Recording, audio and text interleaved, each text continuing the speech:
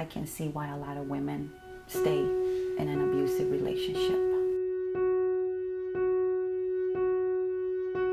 It was fairy tale for me. He was nice, he was kind, he was good to my kids.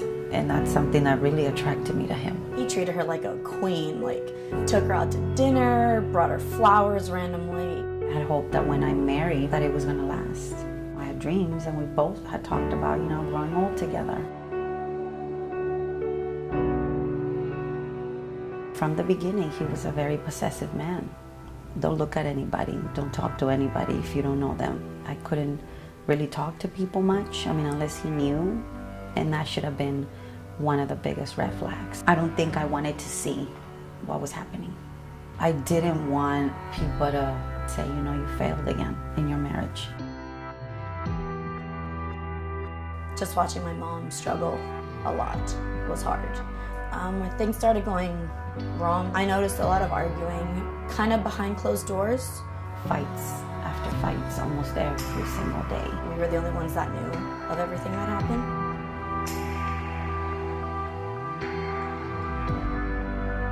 I remember going into the bedroom and there was an extension cord that was left on my bed. And my husband picked a fight over that. The last thing I remember were just his eyes. I heard a bang.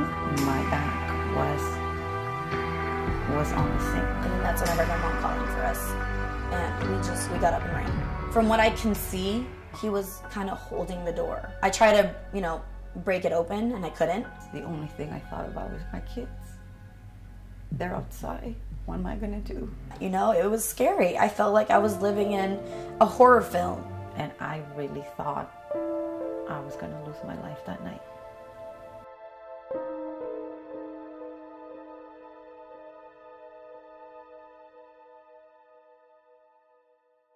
I came to Stan mandated by Children and Family Services. It was an intervention, it really was. We believe that in many situations, domestic violence, for example, is learned behavior. People who have grown up in their families of origin and seen that kind of violence in the home, they grow up to be victims themselves. There was a lot of abuse in the home. It's always been a part of my life. My sister would be the one to get in between my mom and my dad. As kids, we experienced it, we saw it, we lived it. Often what happens is the pattern of behavior repeats itself in future generations. And so we seek to kind of arrest that cycle.